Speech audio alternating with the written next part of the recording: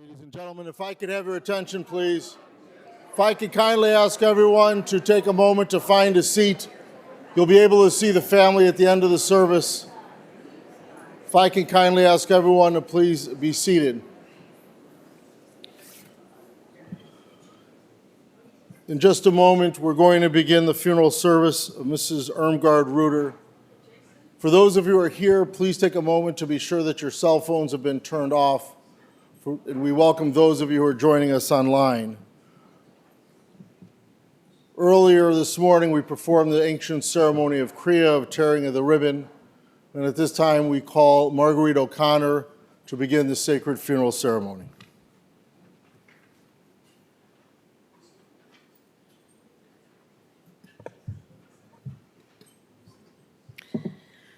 We gather in loving memory of Irmgard Reuter, born December 25, 1926, died June 13, 2024.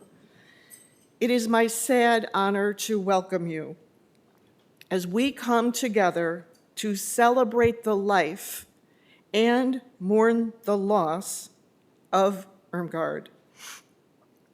We are also here to honor and support those who loved and cared for her. Each of you comes with your own memories of Irmgard. Everyone has his or her own relationship, unique experiences, and stories to tell. Thus, no two people here will remember her or grieve the same way. The word eulogy comes from a word meaning to bless or to praise. Today we pay tribute to Irmgard. We acknowledge her unique life, and we affirm the significance of that life for all of you who shared in it. A reading from M. Maureen Killeran. We come together from the diversity of our grieving, together in the warmth of this community, giving stubborn witness to our belief that in times of sadness, there is room for laughter. In times of darkness, there always will be light.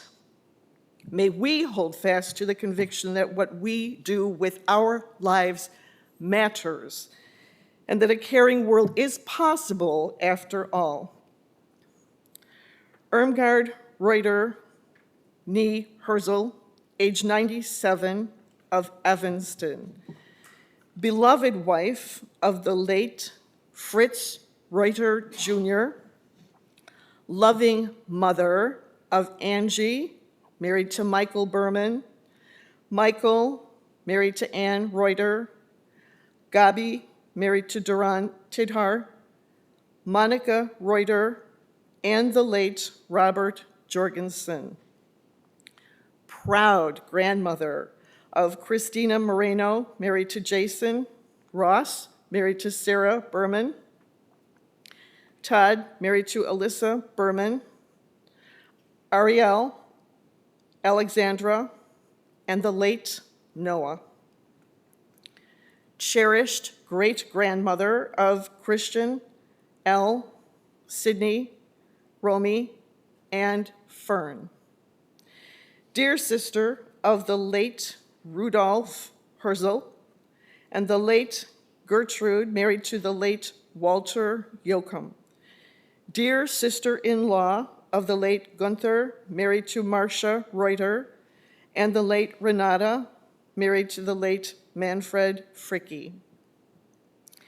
Annie Dillard said, "The way we live our days is the way we live our lives."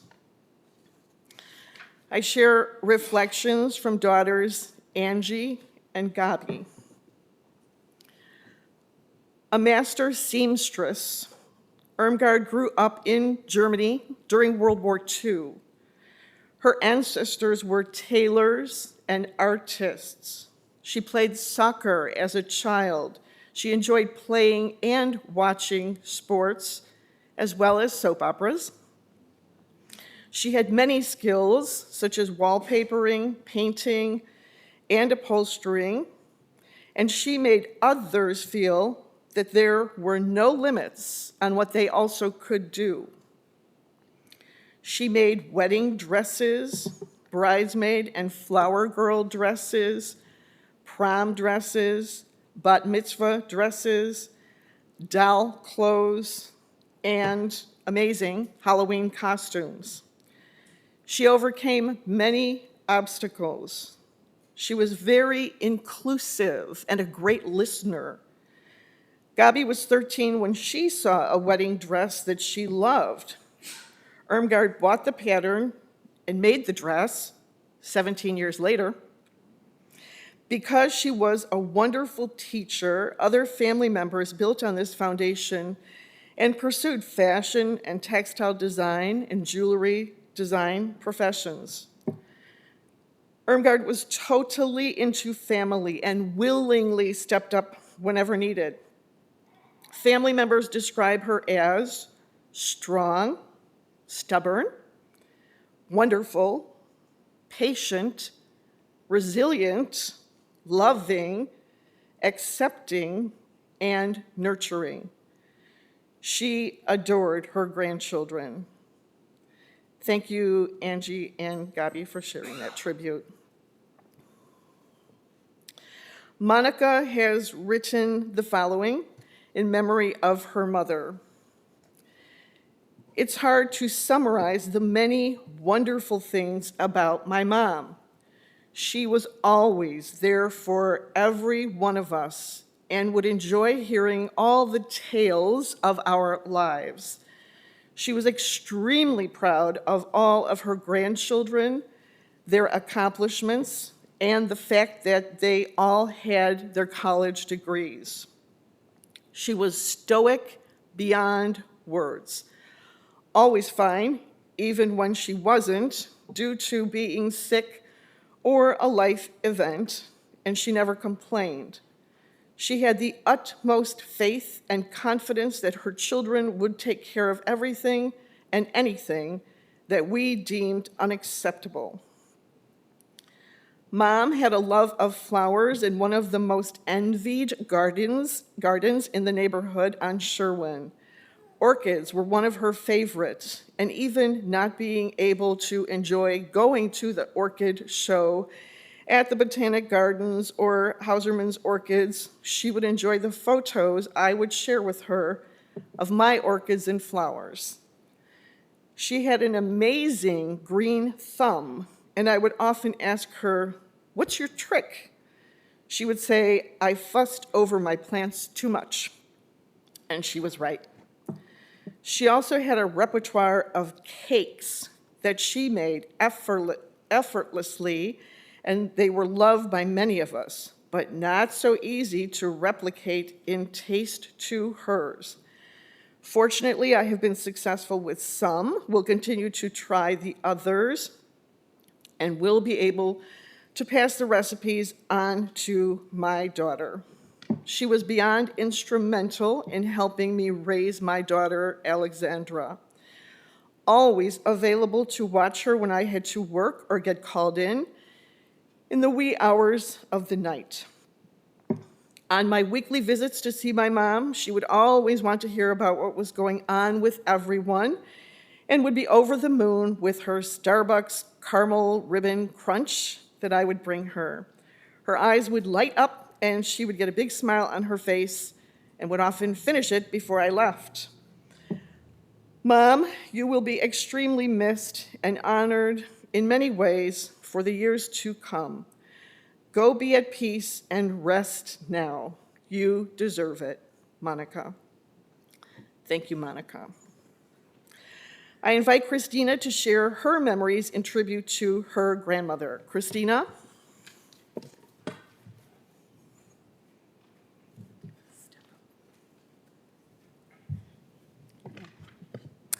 We're here today to celebrate one of the most gentle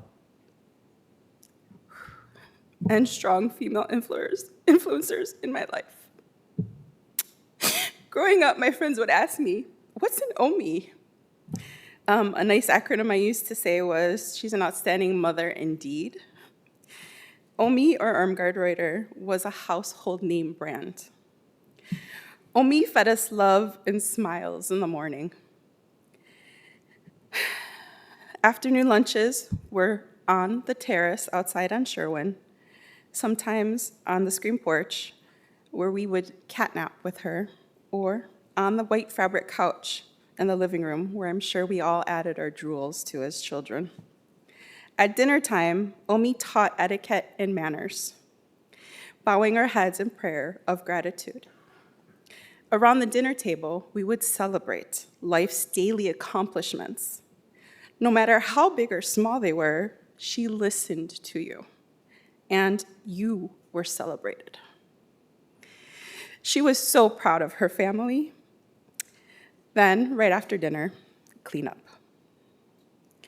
I was always super excited to cook with Omi, but more so, love to eat. As a child, she said one day, "Let's make tacos." My reply was yes. We seasoned the meat, waited. She brought out a plastic tray, and the look on my face must have been priceless, because I was like, "What's that?" Needless to say, I learned that day that Old El Paso made taco hard tortilla shells. That was new to me, but I embraced it. Much like she loved and embraced me for my differences and tastes in food, but through food and cooking with Omi, I learned culture and the love of many things outside my comfort zone. She was always great at getting me to try new things. What is an Omi? She was fabric. In fact, Vogue was one of her favorite stores. She was stylish, and she knew what made her happy and gave those of us confidence and pride in ourselves as we wore her creations. With her own hands, she tirelessly worked on garments to make things perfect for us, from costumes to wedding dresses to dirndls and so much more.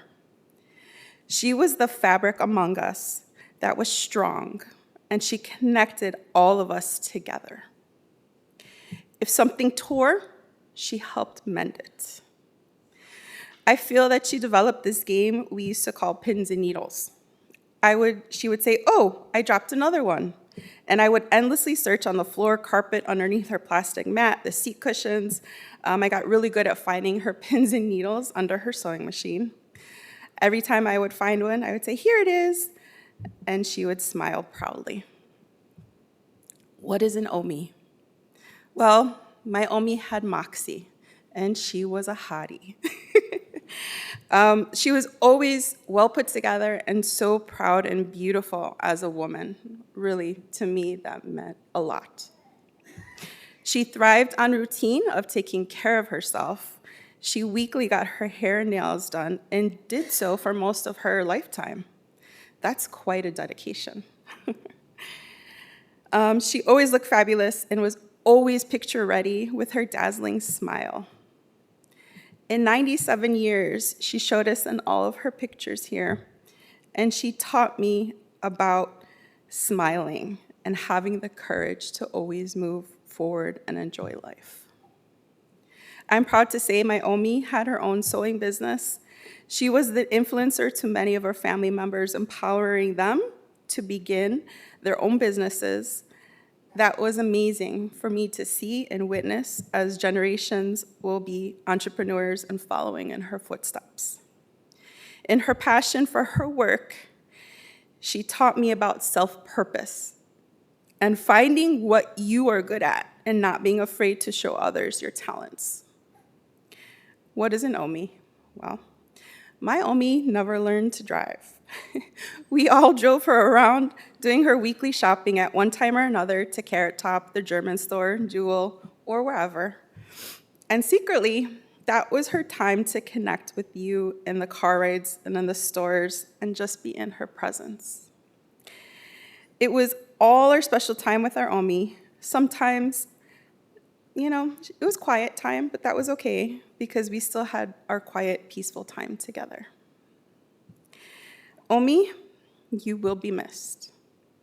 From the joy on your face, to your smell, to your touch, and your lovely voicemails, which you sometimes couldn't decipher if you were in trouble or not.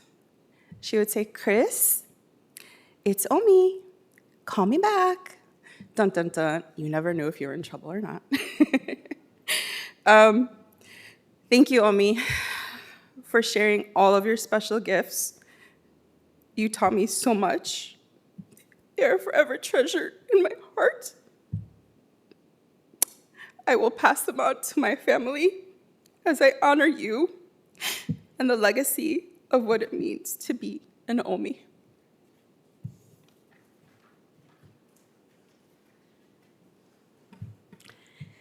Thank you, Christina. Good job.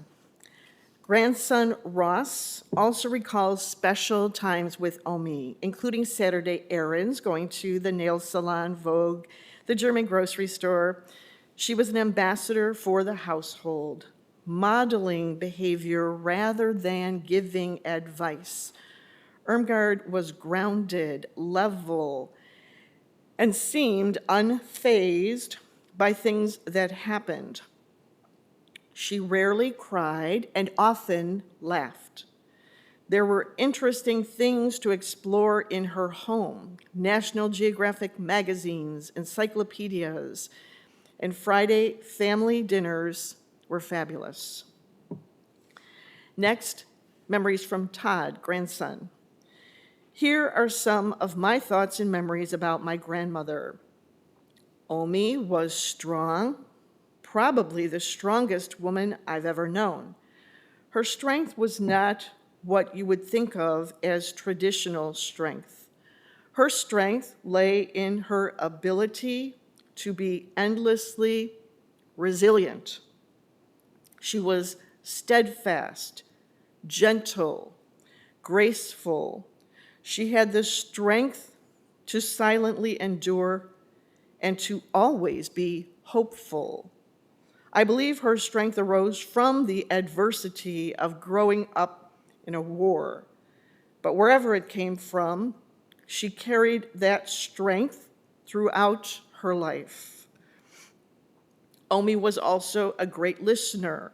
When my brother and I were young, we would go with her every Saturday to the beauty salon, the mall, the grocery store, and to the fabric store. Wherever we went, she didn't know everyone, but those she knew, she had deep connections with. It wasn't strange at the time, but people would open up to her about things in their lives that you would only tell to a close friend. There was just something about her. It was easy to be vulnerable around Omi. She was easy to talk to. She never judged and could always empathize. On many occasions, the people she talked to would stop me and make a point to tell me how special my grandma was. When they told me that, I knew exactly what they meant. They meant Omi's special ability to make them feel seen, because that's how she made me feel. She made up custom costumes, dresses, baked our favorite desserts, taught us how to cook and bake, did puzzles, babysat us, and always listened. She made time for all those she loved. She also made a point to make sure everyone was okay. Since she was so easy to open up to, she was the person you went to when you were having a hard time, and she was always there. Beyond me personally, I witnessed many of those hard times with my family members, and I could see how she helped them. She was wise in her advice, even when it wasn't what you wanted to hear. When the chips were down and you felt like the world was ending, Omi was there to help you through. I aspire to be that person for my own kids and grandkids one day. I remember every year until I was a teenager staying up late on New Year's Eve, watching the ball drop in the sewing room with Omi and talking with her while she finished projects for her clients. She would always wish us a Happy New Year with a big hug. What a special way to start the new year.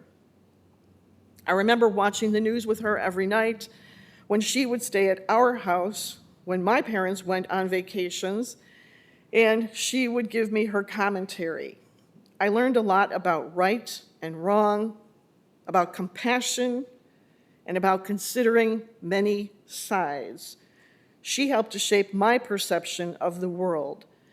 I'm sure you'll hear a lot of the same things from everyone. Thanks, Todd. Thank you, Todd. Now, granddaughter Ariel will share her memories. Ariel?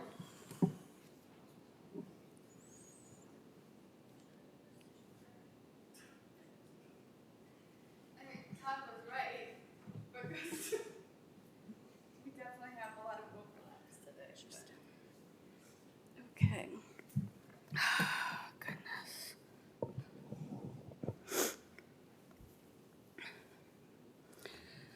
I don't say this lightly. Omi was, oh crap, and will forever be one of my all-time favorite people. She was literally the thread that kept our family together. Yes, the thread, not the glue. Oh, goodness. I spent significant time over the last few days with my parents and my fiance Mo, printing and pulling pictures from different people, different phones, and physical albums, and there are so many things that we see across the images. Besides the fancy homemade cakes by the dozens that appear across our family photos, obviously a majority made by Omi herself, in every photo you can see Omi's love for her grandchildren and family shine brightly through her gorgeous smile. Behind her strong and stubborn German exterior, she cared for all those who were close to her core. I'm gonna miss her more than I can put into words.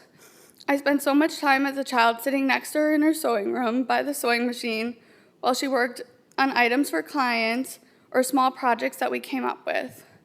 Without fail, her soaps were playing on the small TV in the background. We spent so much time watching movies, whether it was just Omi and I, or Omi with Noah and I, or myself and Lexi. Movies that made heavy rounds were the likes of Shirley Temple, The Little Rascals, The Princess Diaries, and the Santa Claus movies. And yes, I'm one of her Jewish grandchildren. When I would sleep over at Omi's, she wouldn't leave me in the guest room and go sleep in her room. She slept on the top of the daybed, and I slept next to her on the pull-out trundle. At Cousin Chrissy's bridal shower, Omi presented her with a fully hand-sewn silk pillow embellished with organza roses. I was 8 years old, totally enamored, and asked Omi if she could make one for my wedding. It was mentioned to me that Omi most likely wouldn't be around for my wedding. Well, whoever said that was correct. Less than 3 months short of my wedding, and Omi won't physically be there. In 2020, I sat masked up with Omi in the lobby of her building, and she slid a white gift box in my direction. Without an engagement or even a boyfriend at the time, I opened the box to find a silk pillow topped with the most perfect organza roses made by Omi for my wedding. Of course, the pillow is amazing and quickly became incredibly sentimental to me. But more importantly, the pillow is a symbol for the incredible woman Omi was and how deeply she loved. A whole 18 years after I told her how much I loved the pillow once, she remembered it all those years and made sure I would have one for my wedding.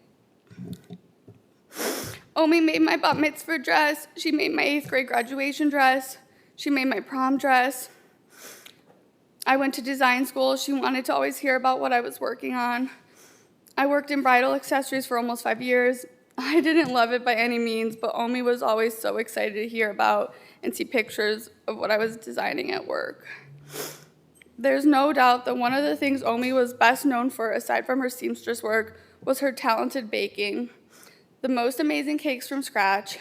My personal favorite, her strawberry whipped cream cake, also known as her strawberry bomb cake, for almost every one of my birthday parties as far back as I can remember. And she even made it with mandarin oranges the years I was allergic to strawberries. Omi didn't drive, so on top of everything else, we saw her every weekend to take her to do her errands, get her hair done, and have lunch together. And when I got my license, I was able to take her myself. Our family is multicultural in the truest sense of the word. Omi's children and grandchildren come from different faiths and ethnicities. As one of the grandchildren that didn't share the same faith with Omi, I can say I never once felt it, not even for a quick moment. While my Jewish grandma lived far away overseas, and we celebrated holidays seldomly together because of the distance, Omi was sitting next to me throughout my childhood at Passover, Hanukkah, Shabbat dinners, Jewish New Year's, and more. I wouldn't have known it then, but looking back, it is just one of the many ways Omi loved us so deeply and unconditionally.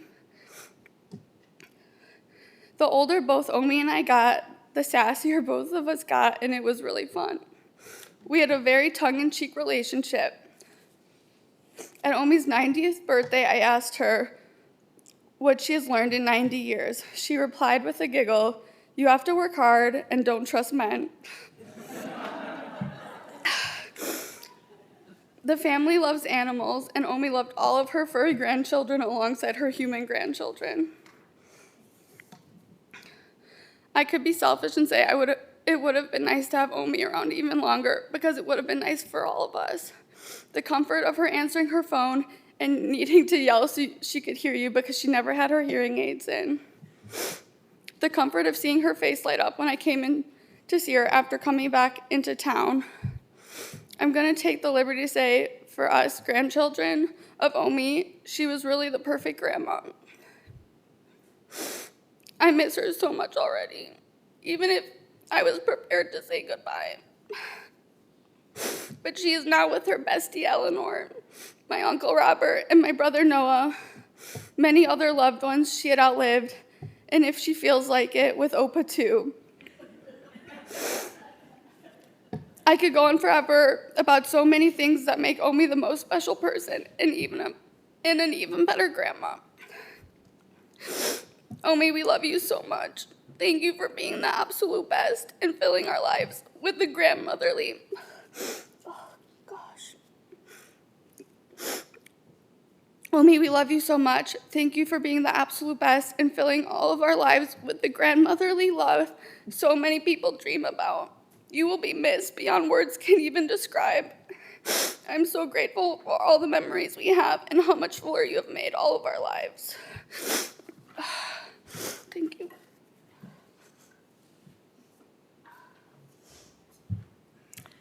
Thank you, Ariel. Good job.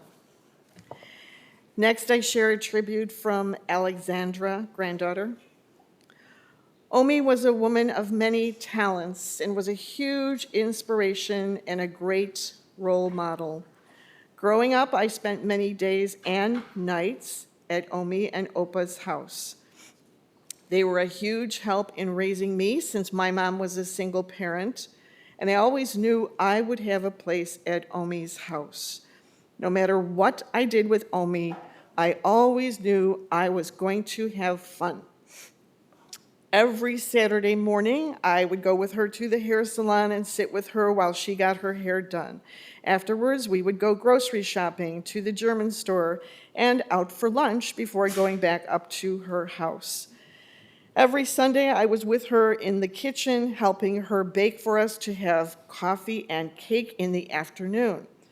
I remember thinking to myself how crazy it was that we were having dessert before dinner. When I would spend the night at her house, she would sleep in the dollhouse room. She was on the top part of the trundle bed and I on the bottom. I always thought it was such a treat to be able to stay up to 10 or 11 at night with Omi and to have her tuck me into bed. I have countless memories of her and I watching movies in the living room, her teaching me how to sew, knit, cook, and bake, playing dress up in her shoes and clothes she had made, playing in her beautiful garden, going to see musicals with her, and more. To say Omi was the best would be an understatement. She was always very supportive of what you chose to do, as long as it made you happy. She was there when I enlisted into the Army and saw me get on the bus to ship out. She was one of the first people I told that I was going to college, and I know she was very proud of me when I graduated and found my passion in what I want to pursue as a career. Although Omi didn't always offer advice, she was always there to listen and support you in any way she could. And she made sure you always knew you were loved and that she was there for you. She was always very welcoming and accepting of everyone. As my boyfriend Stephen has said, she's everyone's Omi. Thank you, Allie. Sarah, granddaughter-in-law, enjoyed doing puzzles with Irmgard and said that their children love sewing and baking because of the influence of this matriarch and pastry chef extraordinaire. Among the favorites were plum cake, strawberry whipped cream cake made with rum, marble cake, cheesecake, and a German chocolate cake. Next, I would like to share a parable from Michael. A young couple moved into a new house. The next morning, while they were eating breakfast, the young woman saw her neighbor hanging the washing outside. That laundry is not very clean. She doesn't know how to wash correctly. Perhaps she needs better soap powder. Her husband looked on, remaining silent. Every time her neighbor hung her washing out to dry, the young woman made the same comments. A month later, the woman was surprised to see a nice, clean wash on the line and said to her husband, "Look, she's finally learned how to wash correctly. I wonder who taught her this." The husband replied, "I got up early this morning and cleaned our windows." And so it is with life. What we see when watching others depends on the clarity of the window through which we look. So don't be too quick to judge others, especially if your perspective of life is clouded by anger, jealousy, negativity, or unfulfilled desires. Judging a person does not define who they are, it defines who you are. And that's how Omi was.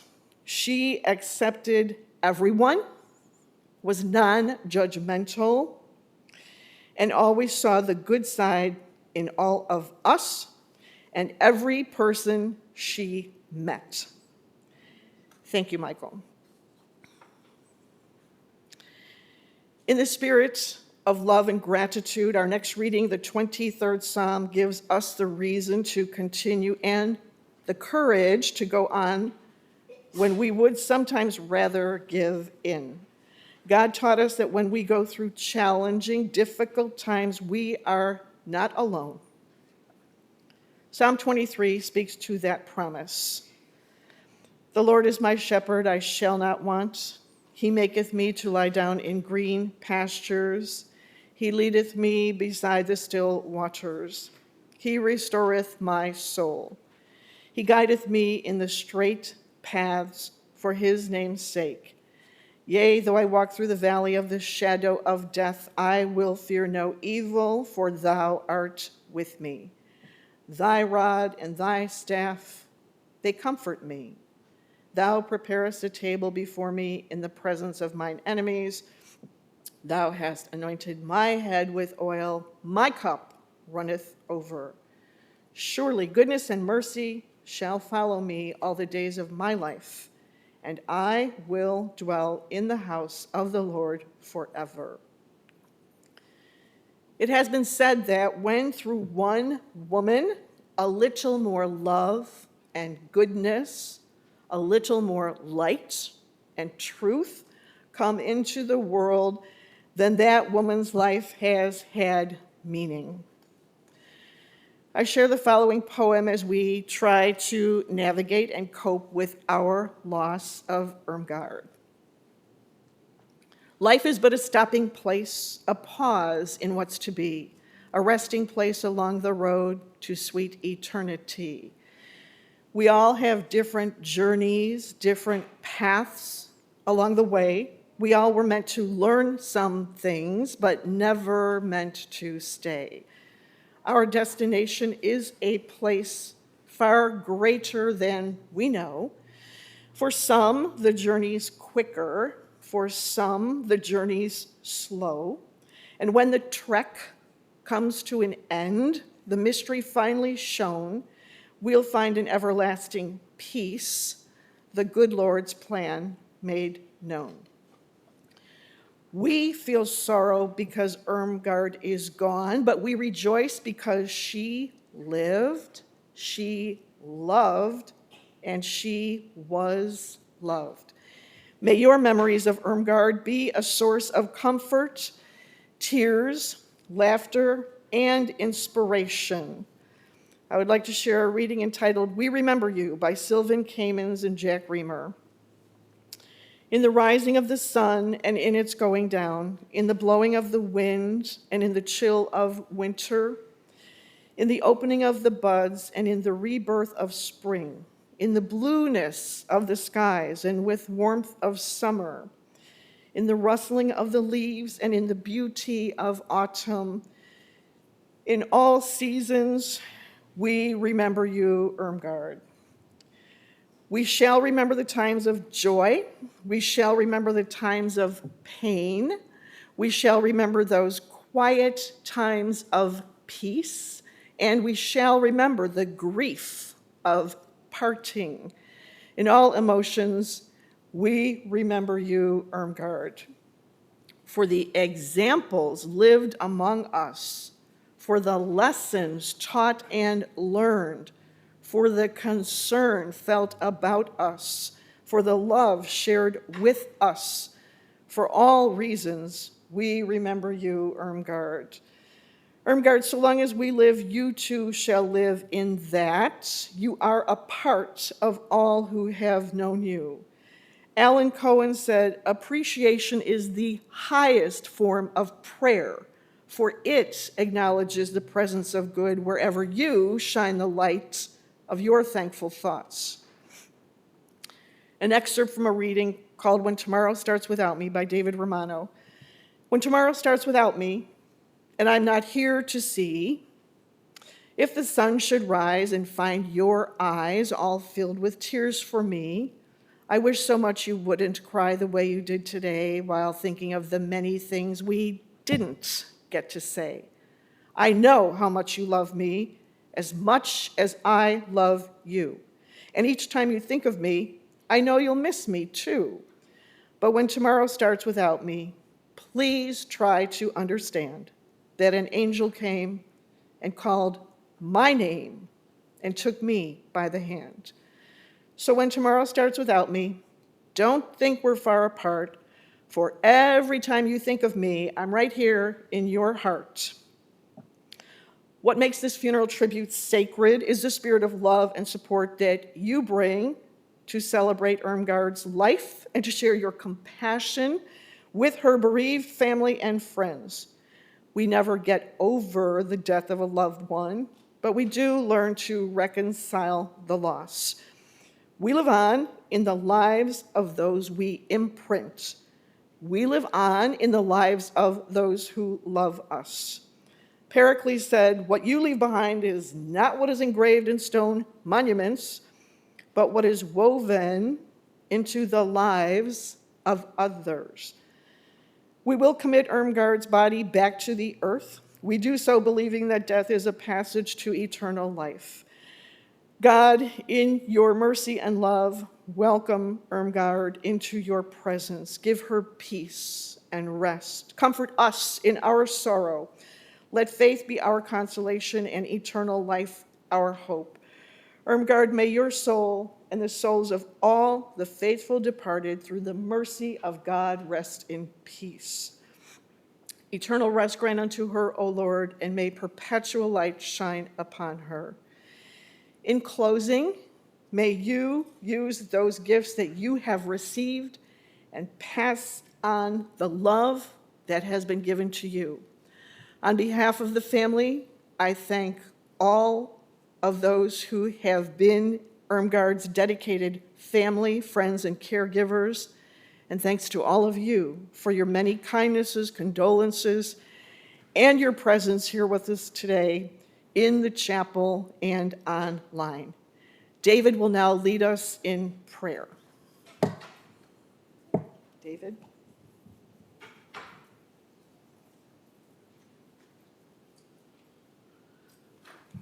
Please rise for the memorial prayer. El Malei Rachamim, O God, full of compassion, thou who dwellest on high, grant perfect rest beneath the sheltering wings of thy presence among the holy and pure, who shine as the brightness of the firmament, unto the soul of Irmgard Reuter, who has gone unto eternity. Lord of mercy, bring her under the cover of thy wings, and let her soul be bound up in the bond of eternal life. Be God's possession, may her repose be peace. Amen. Ladies and gentlemen, in just a moment, we're going to recite the Kaddish. The word Kaddish just means sanctity or holy. Marriage in Aramaic is called kiddushin. On Friday night or holidays, we say kiddush. The work we do at a funeral home is chevra kadisha. When we pray, we say kadosh, kadosh, kadosh, holy, holy, holy. Irmgard lived 97 years.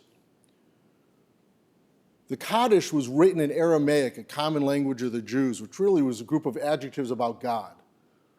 When they added the last line, they added it in Hebrew, the holy language of our people, which is now the common language, and it speaks only of peace.